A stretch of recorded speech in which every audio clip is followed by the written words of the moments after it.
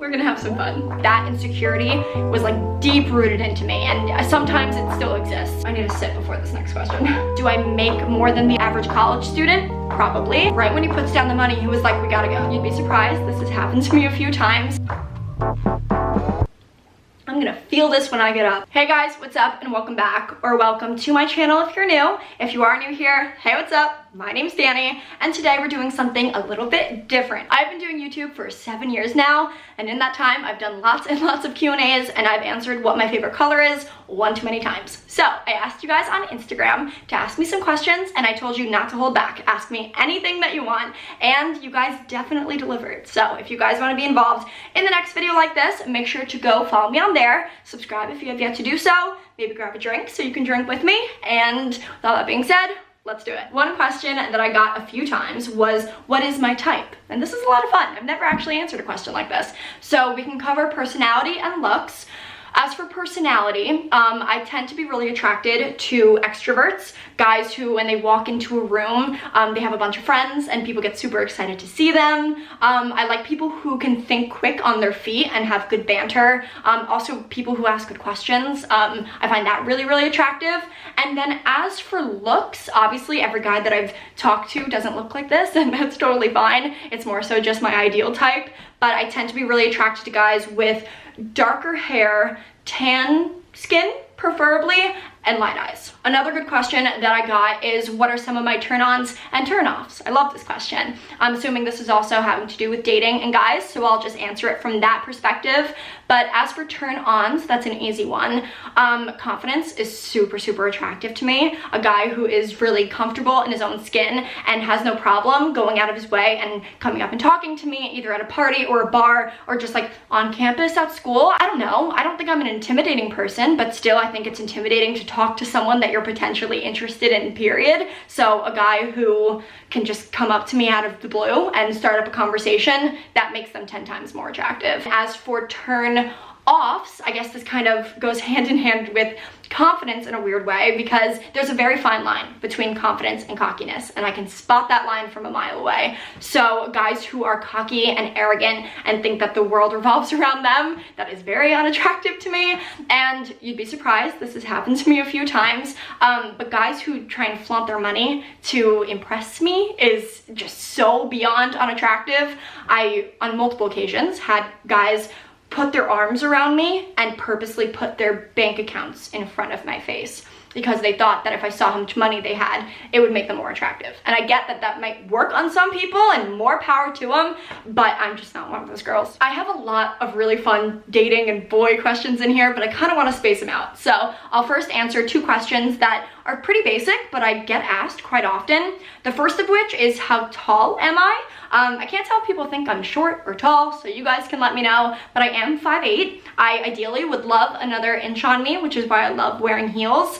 I think a lot of people get insecure being that tall, but I personally love it. And how many languages do I speak? That is another question that I get. So obviously I speak English fluently, and I also speak Spanish nearly fluently. My grammar is not up to par as much as it should be, which is why I would never do, or not never, but I don't really want to do a video in Spanish because my grammar is not perfect. However, I have been speaking Spanish since I was younger. My mom is from the Dominican Republic, and I spend a lot of time with her side of the family. And then in addition to that, a lot of the nannies that we had growing up only spoke Spanish, so we were pretty much always speaking the language in the house. And because of that, I'm really comfortable speaking it with pretty much anyone. Do you feel like you've peaked in high school or in college? I don't think I've peaked yet. I mean, high school for sure was never my peak. I would never go as far to say that. College, we've gotten close, but I still don't think I've peaked in college. I have a feeling I'm gonna peak around 24. That's what we're feeling. What is your go-to drink at the bar? And then what is your go-to drink at a restaurant or on a date? So if I'm at the bar, pretty much anything with tequila. To get the job done real quick, I'll order just tequila shots for a few people. That's always a lot of fun, and I can just go and dance without having to worry about holding a drink. But if I don't feel like taking shots, I'll probably get a tequila sunrise. If I'm at a restaurant where it's like themed, I'll get a margarita because obviously love tequila, love margaritas. And if I'm on a date, I'll usually get wine. I love whites. I'm not really a big red wine gal. Obviously, I'm not here ordering a Barefoot Moscato because that is cheap wine, but anything on the sweeter side. I love Moscatos. I love Riesling, anything like that. Someone wants to know if I have any bad or funny dating stories, and I'm not gonna sit here and tell you I've been on like hundreds and hundreds of dates. That is not true, but I have been on a couple, and for the most part the guys have been super cool. Even if I didn't continue talking to them, they were just really nice guys and kind of went along with my initial turn on, where they were confident enough to just like ask me on a date. Like that alone is enough to get me to go out to dinner with you, because I appreciate the gesture, I guess. So I went on a date with this guy a few years ago, and honestly the experience as a whole was fine in comparison to other experiences. It was subpar, but again, appreciate the effort. We sat there and we finished our meal, and then when the check came, of course I offered to pay, and he said no. He was like, I got it, and I was like, awesome, thanks. And he took the check and put down a $20 bill. Now, listen, I didn't touch the check. I didn't see how much the bill was for, but what I will tell you is we both got full meals, and he got 2 cocktails. Not only that, but this was a nice restaurant. So in my head, I'm just thinking, this meal was not $20. But again, I'm not gonna sit there and be like, how much money did you just put down? Because that's rude. And I just assumed that he put down enough money. I was like, okay, whatever, we're fine. And then right when he puts down the money, he was like, we gotta go. And I was like, wait, right now? And he was like, no, right now. So we got up really fast and we left, and I didn't ask any questions. And then I got back to my apartment, and of course I debriefed with my friends per usual, like all girls do. And I was telling them about the entire date, and it got to the part where he was paying for the check, and I told them that he only put down what I think was $20, and they were like, Dani, what the f? Like, that check was not $20. I was like, yeah, that's what I'm saying. So we decided to call the restaurant, and we asked, we're like, hey, listen, our friend, me, was at this restaurant about a half hour ago, and she was there with the guy, and we are under the impression that he didn't pay the entire check. The hostess that we're talking to is living for this, and she's laughing, and she's like, oh my god, this is so funny. So she goes back to the records, and she comes back to us, and she was like, it doesn't look like he paid the entire check. And all my friends and I just start freaking out. We're like, of course he did it, we knew it. Somebody asked me if I've ever felt pressure to have a boyfriend. So for those of you who don't know, I am 21 years old, and I've never had a relationship. And honestly, that is totally okay with me. I believe that everything like this happens at its own pace for different people, and just because it hasn't happened to me yet doesn't mean it's never gonna happen in the future. And I feel very lucky to never have felt any pressure from anyone in my life. I think the main reason for that is because a lot of my friends are also single, so when we go out, we meet a bunch of new guys together, and it's a lot of fun for all of us.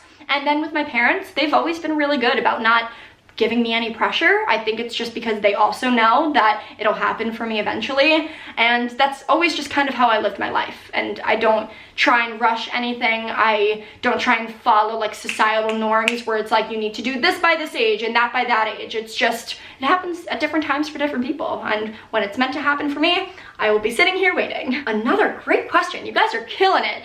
This one's kind of deep. What would you go back and tell your younger self? Younger self is kind of broad, so I'm gonna place myself in 8th grade. 8th grade is probably when I was going through the most difficult time with my weight. For those of you who don't know, I have always had a really hard time gaining weight. I've always had a very fast metabolism. I get it from my dad. It's something that I'm very grateful for now, but when I was younger, it quite literally made my life a living hell. And in 8th grade, people in my grade started learning about eating disorders, and because I was thin, it was automatically assumed that I had one. So a few girls in my grade decided to go to a teacher and tell them, as if it was a fact, that I had an eating disorder. And that teacher then decided to not confer with me, but then go to my guidance counselor and go to my mom and tell them that I had an eating disorder. And I can tell you right now, I've never had an eating disorder. So that definitely took a number on my self-esteem, because it then became a rumor around the school, and I just, yeah, everything about it was unfortunate, and it followed me for a very, very long time. Like, that insecurity was like deep rooted into me, and sometimes it still exists. So it just goes to show you, body shaming as is works both ways. I've experienced my fair share of body shaming, and it fucking sucks. So if I could go back and tell my 8th grade self anything, it would be that everything's gonna be okay, and you're gonna grow into yourself, you're gonna gain weight, and you're gonna feel freaking good about yourself. Do you ever wish that you had a larger social media following? My channel has been pretty stagnant for a while. Study abroad really helped me, but then since study abroad, my channel has continued to remain pretty stagnant, and that would discourage a lot of people, I think. And for me, it's never really made me want to stop making videos. I find that even though my follower count is stagnant, my engagement only continues to go up, and all I really care about with making these videos is talking to you guys in the comments. Like, that's the whole point. Like, I don't want clout from this. I just want to talk to you guys and feel like I'm making a difference, you know? I would appreciate a larger following because I think I work really hard, but I don't need it. Especially because there's a lot of negative things that come along with a larger following, especially during this time. Everyone thinks that they're an expert in how to handle a pandemic and how to properly social distance. And I see so many YouTubers getting so much shit in their YouTube comments, and I don't want that. I know how to handle myself, and I know that you guys, my loyal subscribers that I love oh so very much, you guys trust me just like I trust you, and I don't want a larger following if it means that I'm gonna have a bunch of trolls in my comments. That is just so not worth it for me. Do you ever overthink the future? Yeah, of course I do. I feel like everyone overthinks the future to some extent. I'm not sitting here staying up at night wondering what the next 10 years of my life are gonna look like, but of course, I think I overthink the same as anyone does. Do you believe in the one? I think when you fall in love, it is easy to think that that person is the one, especially if you end up marrying that person. Like, that is the one for you, unless of course you get divorced. But as a single gal, like, I don't know, talking to different guys, I don't think I'm out here looking for the one. I think I'm just looking for someone that I mesh well with. I think that's the overall goal, at least for me. Do you make enough money on YouTube to sustain yourself? No. I'm not even gonna lie to you guys. I will not make enough to sustain myself until I get a 9-to-5 job, which I fully plan on doing.